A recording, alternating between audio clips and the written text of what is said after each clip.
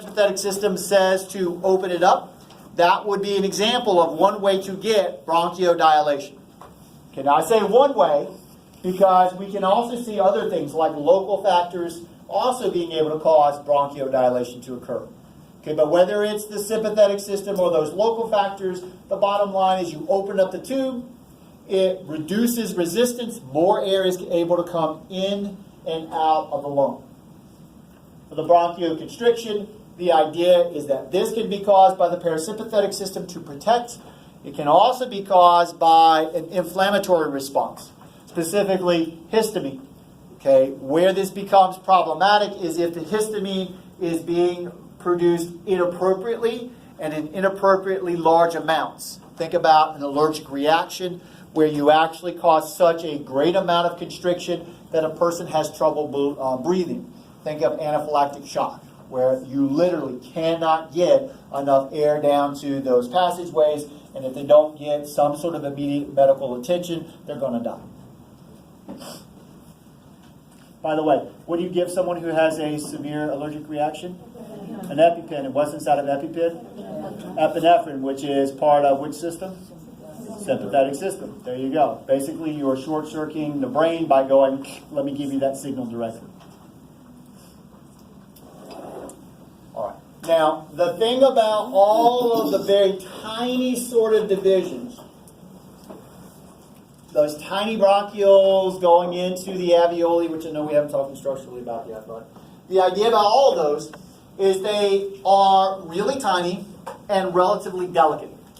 And so what we want to do is we want to provide some sort of structure to be able to support them and all of the important plumbing, read that really as the blood vessels, that go into and out of those areas.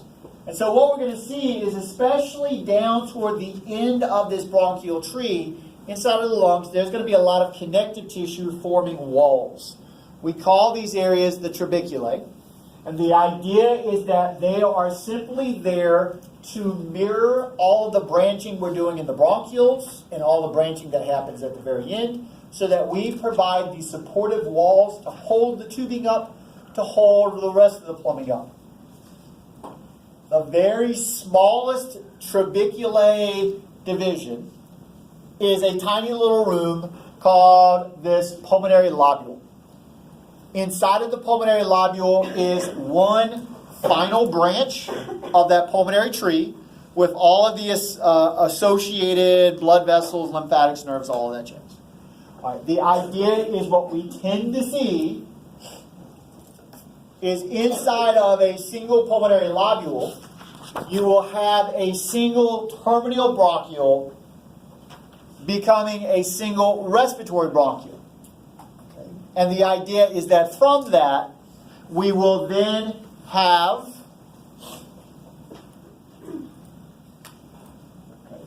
so there's my terminal, there's my respiratory, and from then we have our alveolar ducts leading to an alveolar sac to the alveoli. Okay, so all of that contained in a single room of pulmonary lobules. Now, it is worth noting that part of the reason we specify terminal bronchiole as being something different from respiratory bronchiole is that in the respiratory bronchiole, you can see gas exchange. The amount that occurs is minimal, but it does happen. And therefore, it does contribute as part of the respiratory portion. Right. Here again, you can see the terminal bronchiole versus the respiratory bronchiole. The idea again is the respiratory bronchiole is going to connect to an alveolar duct, which then leads into an alveolar sac, and the individual alveoli are connected to that sac. And it looks a little bit like this.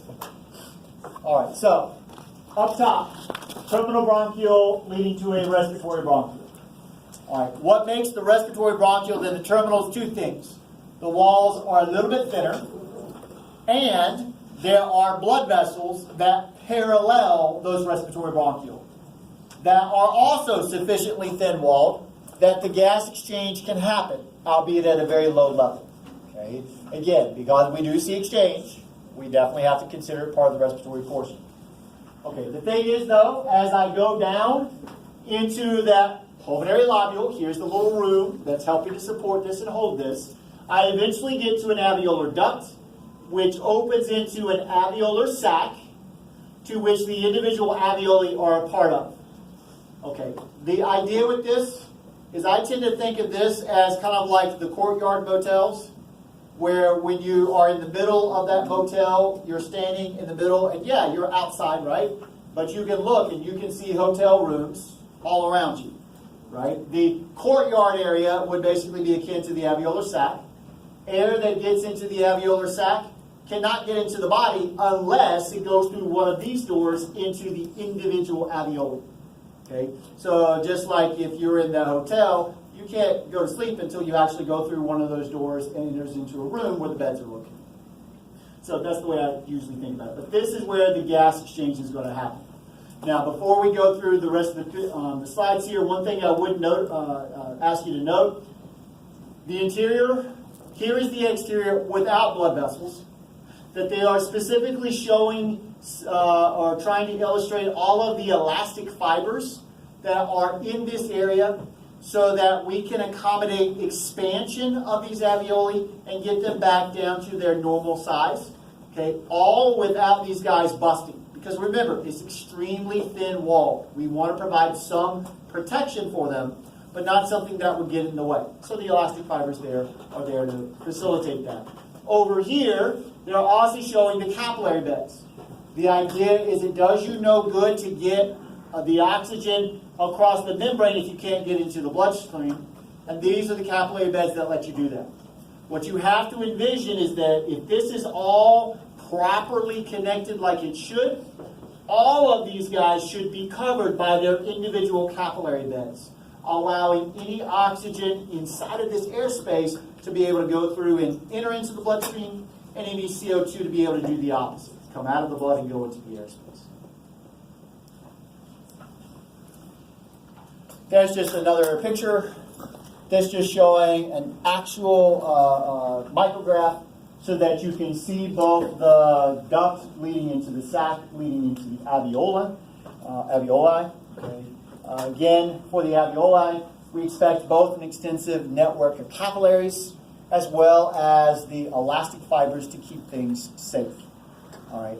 I know it's about a minute early, but we'll stop here. We'll pick up with the